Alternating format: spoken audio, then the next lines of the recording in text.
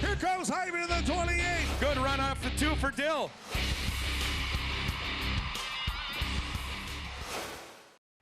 Hello everyone, we're so glad you could join us for the area's only local auto racing show. I'm Bryon Graff. We are getting used to the new look and we hope you are as well. Curt Keene will drop by in a few minutes with his Keene Observations. And our driver guest is the defending super late model champion at Marshfield Speedway. Marshfield is where we start this week's show with a Saturday show after Friday was washed out. Marshfield, a place where Dan Weinfurter raced his purple number 4 machine in the Pure Stocks. Drivers in that division remembered the 19-year-old who lost his life just days before. Pure Stocks rolled onto the track for the feature, leaving an empty spot in memory of Dan Weinfurter. One of Weinfurter's biggest challengers, Carl Jeanette, had a number 4 sticker on his car, showing they'd still be racing side by side. Dylan McAsee jumped out to an early lead over Kyle Jeanette. Just 2 laps in, Jeanette was out of the race following a problem with the rear of his car. That left Carl Jeanette and McAsee duking it out for the top position, door to door most of the way, all the way down to the final stretch, and that's where McAsee holds off the hard-charging Jeanette for his first career feature win. It feels good to be competitive coming back after having pretty much a junk car and putting it together and come out and be fast and beat the people that usually just walk away from me. The super late models ran the second leg of the Yellow River Racing Series. Mark Eswine coming in as the points leader in that series and also notches the fast time. Monty Gress, your early leader, but that quickly vanishes when Ernie Schlew makes this move on the second lap. He led for 22 more laps when Mark Eswine then takes his turn in front. That's when Ryan Hinner makes a move into second place, and that's how the top 2 finish. Eswine at the checkered flag, followed by Hinner, and last week's FastTrax guest, Reagan May, in third. This week's FastTrax guest, Ben Pettis, is 4th. Kevin Eckes clocked the fast time in the Extreme 4s. Steve Hauser set the pace early. Then Eckes makes his move on lap 7, pushing ahead of Hauser and on to victory lane. Hauser held the second spot through the finish, followed by Adam Eckes. Yeah, this is unreal. You know, me and Adam, we love racing. He's very competitive. I unfortunately got the old car. It's a little bit better. We put new tires on, and it's just an awesome car. Everyone was chasing Keith Wasik early in the Bandits feature. Tim Hintz and Jerry Brickner not shy about keeping close tabs. On lap 7, Hintz makes a move to get past Wasik. Wasik wasn't just going to give it away. Down to the final lap, Hintz still ahead through turn 4, holding off a hard-charging Wasik. Brickner finishing 3rd. I do like that outside groove, and no matter what I'm driving, so this little thing, getting it handling decent every week, makes it kind of fun. You can go where you want, go where there aren't nobody else. Marshfield Speedway runs again with a special 2-day event August 21st and 22nd as they honor some former drivers. Moving ahead to the new week, State Park Speedway revved up again this past Thursday. Take a look. Both the 25 and 45 lap competition cautions. And the final 10 were set up with a side-by-side, door-to-door finish between Lee Pack and Natalie Decker, going back and forth throughout. Coming around the final turn, it's Decker by a nose at the finish. When I was at the dirt track with my grandpa and my dad, they were telling me we were watching the dirt cars like go high like that and then get low on them coming out of the corner. And they're like, you have to do that. That's the only way you're going to pass some of those guys that just stay in the bottom. And I was like, okay, I'll do it. Like, trust me, I'll do it. And then when I was out there, I was like, I have to do this. Limited late models, points leader Justin Mondyke takes the lead with 10 laps to go. 2 laps later, a caution flies as Mondale Peters takes on some damage. Mondyke quick on the restart all the way to victory lane for the 6th time this season as he closes in on the points title. I had to get by Mondale. I tried to get under him, and he wouldn't give me the inside, which is understandable. So I went around him right away, and I was him and Mondale got into it then, and I threw the caution, so Kabelka lined up outside of me, and he always runs me clean. I run him clean. The Pure Stocks had some controversy inside of 20 laps to go. Kyle Jeanette pushes to the inside of Chad Dietschy. Travis Vohm sees the opening as Dietschy spins out. Jeanette sent to the back of the pack, leaving Vohm out front as he holds off Tim Naraki for the win. About 10 or 12 to go, we lost the cylinder, plug wire fell off. I'm not even sure, I didn't get a chance to look at it yet, but I seen Timmy coming. I'm like, oh crap, you know, he's he's going to get me, and I just held the bottom, held him off, and for 5 to go, I think it was, and come away with the win. Phil Maloff has the points lead in the Snap-on Mini Mods, and he builds from there as he takes the checkered flag, moving closer to the season title. Brett Breitenfeld keeps up the family tradition, racing his Mini Mod into victory lane. That's his first feature win. Have a little bit of fans out here too, a little bit of crewmen sitting out here. Past teammates of my dad sitting here too. It just felt really good to come back here and have a history at this track and my family and bring home the run. And another driver visits victory lane for the first time. Gabe Summers, the first one across the finish line in the Bandoleros. He's been in a back-and-forth points battle with Luke Fenhouse, who was second. Curt Keene joins us now for your weekly dose of Keene Observations, and in a little bit different tone to the start of our show this week. With the death and the funeral of Dan Weinfurter, what kind of emotions and what did you see at Marshfield Speedway?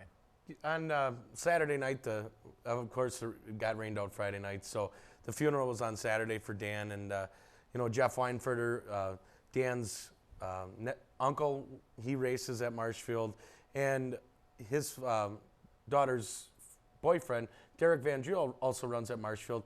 And that night, Derek won the heat race, and it was really great to see him win that heat race as everyone went down to victory lane, excited, you know, and I think it just changed the mood, you know, a somber mood just with the, you know, doing the funeral. So it was nice to see that Derek got the win, and it was nice to see that Jeff was in victory lane and they're all hugging each other, and it was really cool to see. Dan was always running side by side with Carl Jeanette, and he has that number 4 sticker so they can be side by side throughout the rest of the season. Yeah, Carl put the 4 on his 16 car, and you know, they raced side by side, and you know, they didn't give each other much room all season long. They raced each other hard, and even before opening ceremonies, you know, Carl talked about it, that he put the number and he's going to keep it on there so they can race side by side, even though Dan's not with us anymore. And I thought that was a really good gesture on his part. And that night with the feature, they left a spot open for Dan before the feature started. And Dylan McAsee ended up winning the feature, winning his first ever feature in the pure stock. So it was cool to see. Carl tried hard to run him down. And, you know, Dan probably would have been smiling down with that race because it was just a good, clean race between those young guys. Some good moments there. We're going to switch gears just a little bit now in the Extreme 4s, and Kevin Eckes picked up the fast time in a feature win. He's just getting faster and faster every week. Yeah, every week. This week, Kevin put some tires on it. The last few weeks, he hasn't had new tires. And a guy that Brandon Elmer, he had like fast time with a 12.7 something. Thinking, well, you know, that's going to be tough for Kevin to beat after Brandon Elmer laid a bunch of oil down before qualifying, so we got going a little late. So he probably had to go to the store and get more oil. A few weeks ago, we were talking about how we were at pretty much the midway point for some of these season-long championships, and now there's just about a third of the season left. So what are you seeing as some of the tighter races? How are some of these shaping up at some of the tracks where you do your announcing? Yeah, and coming up this Thursday, you know, the Lodi Memorial, so another event, a big race in central Wisconsin. Look for really good racing, and you know, people really want to win that. Points are key, and you know, I think bottom line is just trying to keep the car together and you know, race each other clean and with respect. And sometimes people get caught up in that points race, like, you know, maybe I have to rut this guy all the way, but hopefully that doesn't happen. And you know, last year it came down to the super late model the last night, so I'm expecting it's going to probably come down that in some of the other divisions. Is, you know, some guys are really creeping up on the way, like in the pure stocks. Nick Erickson Jr. at State Park is really catching on Travis Vohm, and Travis is trying to get the car tuned in to hold the lead. And Tim the Rockies right there in that division, and even in the extreme or the mod Snap-on mini mods. Mike Heidman's chasing after Phil Maloff after a few bad weeks. So, you know, last year he lost by 1. So I think there's going to be a lot of hungry racers trying to get their first or second championships. That's a lot to keep an eye on. You know, when we bring Curt out for the show, we always say that you're the voice of State Park Speedway, Marshfield, and Golden Sands. You're also the voice of demolition derbies. Yeah. Marathon Park. Yes. This is where we heard the terms boom shakalaka. Yeah, I can't swing and a miss. I can't take all the credit on that. Bart, who I used to announce with, we used to do demo derbies. Can I get one more boom shakalaka? Boom shakalaka. There it was. Curt Keene, Keene Observations. Thanks for joining us. He'll be back again later in the show with our driver interview. It's brought to you by Brickners of Wausau. The 2015 Dodge Challenger SRT Hellcat is the most powerful muscle car ever. The Scat Pack is back. Dodge Charger SRT 8. Save big at the summer clearance event at Brickner's of Wausau, North Central Wisconsin's larger Chrysler, Dodge, Jeep, and Ram dealer. Do you like to walk? Do you want to live longer? You will love square dancing. Friends you meet for life. Marvelous people. I guess I meet people. I love it. Love it. I love square dancing. The fun, the family. Great variety of music. The camaraderie. Too young? It's fun. Try it, you'll like it. Call 715-544-7969. Visit WisconsinSquareDancing.com for more information. First lesson free, singles and couples welcome. Country Fresh Meats. Fresh is in the name, and that's what we serve. Nothing but the freshest meat products from local farms in the area. No preservatives needed. Just your pork, beef, and sausage the way it's supposed to be. With special packages and gift baskets, you can be sure to get the best bang for your buck. We pride ourselves in tailoring our products to what you need. Whether it's for a family get-together or party, we can create special orders to fit what you need. Taste the difference quality makes. Country Fresh Meats, from our farms to you. It sits quietly, patiently, like it's stalking prey. Then suddenly, it awakens. The 2015 Dodge Challenger SRT Hellcat with unprecedented 707 horsepower at Brickner's of Wausau. Welcome back to FastTrax. I'm Bryon Graff. A week ago, we were talking about a driver running out of gas late in a Sprint Cup Series race and watching someone else win. Cue up the same script. We're going to see it again at Watkins Glen, except this time Joey Logano had a much better result. Lap 29 in the Cheez-It, 3:55, and you don't want to be driving like this with your hood flipping up. Actually happened to me once in Madison on the Beltline with my Camaro. Had to get off on the side of the road. Wasn't a good night. Lap 50, a restart. Look at the middle of the pack. Sam Hornish Jr. can't get going, stacks up the field, causing damage to several cars. On to lap 57, trouble for two former champions. Tony Stewart comes to a stop on the backstretch, turn 5. Jimmy Johnson spins out. Stewart finishing 43rd. That's dead last. Johnson fought back to take 10th. And then the final lap going into turn 1. Joey Logano gets in too deep trying to run down leader Kevin Harvick, and it appears Harvick is going to go on to win, but with just 2 turns to go, Harvick runs out of gas. Logano goes by and on to victory, sweeping the weekend at Watkins Glen after taking Saturday's Xfinity Series race.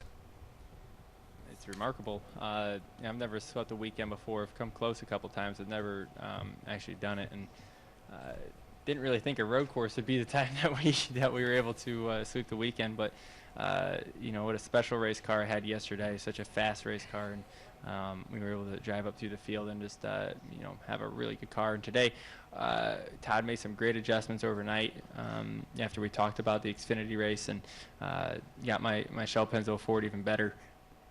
Here's a look at your top 10 in another race that comes down to fuel mileage. Kyle Busch moved inside the top 30 in the standings. He was just ahead of Kevin Harvick. Matt Kenseth and Kurt Busch also in the top 5. After that, Clint Bowyer, who moved up from his 18th starting position. Sam Hornish Jr. jumping up from 24th. Paul Menard with another strong run, finishing 13th. Coming up later today in the Pure Michigan 400, where Jeff Gordon is the defending champion. Time for another FastTrax break. When we return, we'll be joined by the defending Late Model Series champion at Marshfield Speedway. Brought to you by Flipside Graphics. Looking for a high-impact way for your business to stand out from the rest? Flipside Graphics specializes in vehicle wraps, vinyl graphics, and much more. Cutting-edge graphics with professional results is what we stand for. Have a large fleet that needs to be flipped or shirts to be embroidered? Our design team will handle every aspect of the project from start to finish. We design it, we wrap it, we flip it. Call Flipside Graphics today and stand out from the competition. We know how hectic your day can be. If it's time for your next oil change service, visit Brickner's of Wausau Valvoline Express Care Center. We'll change your oil with quality Valvoline oil and new Valvoline filter. Complete vehicle maintenance check in 30 minutes or less, plus a car wash. No appointment needed. Right now, upgrade to Valvoline Max Life or synthetic oil and get a Jimmy Johnson or Dale Earnhardt Jr. hat and wiper blades or a complete fuel system treatment. At Brickner's of Wausau Valvoline Express Care Center. Do you like to walk? Do you want to live longer? You will love square dancing. Friends you meet for life. Marvelous people. I guess I meet people. I love it. Love it. I love straight S. The fun, the family. Great variety of music. The camaraderie. Too young. It's fun. Try it, you like it. Call 715-544-7969. Visit WisconsinSquareDancing.com for more information. First lesson free, singles and couples welcome. Welcome back to FastTrax. I'm Bryon Graff. Curt Keene joins us again, and it's time for us to welcome in our special driver guest for this week. He is a two-time track champion at Marshfield Motor Speedway, Ben Pettis. Ben, thanks for joining us this week. Well, it's a pleasure to be here. Thanks for having me come by. Now, you have some separation between the track championships, 2005 and 2014, and we want to really follow up on some of these things here with the gap that you have there, and we'll get into that in just a little bit. But first off, tell me about last year's championship, and you're doing really well this year out there in the top of the standings. Yeah, absolutely. Last year, you know, we had been really close the two previous seasons, so we were trying really hard to get that championship back under our belt. And like you said, we had a long time between them, and fortunately things worked out. We had good finishes, good qualifying efforts, and that got us a championship. We could tell in that Dick Trickle 71 race this year that you really had that comfort level. I think you felt like you were pretty fast coming off the trailer. Yeah, absolutely. When the car unloaded, we were on a different tire compound, and I knew right after the first couple laps, I'm like, oh, this is going to be a good night. And we were able to stay up with the changes. As the track cools down, the track goes through a change, and fortunately, we were able to cap it off with a win that night. Yeah, and this year you've been running over at the Dells. Just with work and stuff, it was hard in Marshfield moving to Friday nights. You've been focusing over down at the Dells this year, and got to Marshfield when you could, and you've already had 2 feature wins on those Friday nights that you were there, taking off work a little early. But how was it going over down at the Dells for you guys? The Dells has been a learning experience for us. It's a different driving style than what you have to run at Marshfield. It's a little bit more aggressive, a little bit harder driving. And I think as the weeks go by, I'm starting to pick up where I need to be, starting to get where the car feels like it needs to be. And you know, we didn't have success at Marshfield right off the bat, so it does take time to get into that, and that's what we're focusing on, is getting better every week, and it's getting there. You started out with the Legends cars? Actually started out with go-karts. Go-karts, okay. Yep, started out in go-karts at the age of 12, and did that for 4 years and worked up to Legend cars, and that's where we started hitting the central Wisconsin tracks like Wausau, Wisconsin Rapids, and Marshfield. And it led into late models years later. So. And you found a lot of success in that Legends series too. Yeah, I think we've got 2 track championships at Marshfield. I know we finished second to Lyle at State Park a couple seasons, Lyle Nowak, and I think it helped work into a late model. There's a lot of lightweight and power, and that power and corner speed and stuff can be transferred over to a late model. So I think it helped out, and it wasn't as bad of a transition moving up like that, so it was fun. And back then, when you were racing Legend cars, you were kind of like teammates with the Menards, Charlie and Paul, right? You guys kind of were coming from the same area. Yeah, we came from the same area. We did end up at a lot of tracks together, and we were always really good competition towards one another. And it was always fun to be elbow to elbow and door to door with those guys at the local tracks, and obviously to see Paul take off now to his NASCAR career and Sprint Cup career, it's pretty neat. And we talked about at the beginning of this block about the 2005 championship and that gap there. And I was talking to Curt a little bit about you and your background. You took some time off and got away from racing a little bit. What made you decide to do that, and how'd you get back in? Well, the decision was made.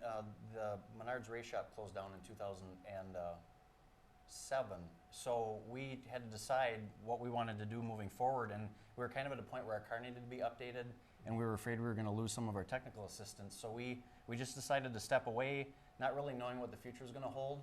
And lo and behold, I guess it was about 3 years later, we got a chance to get back in a late model.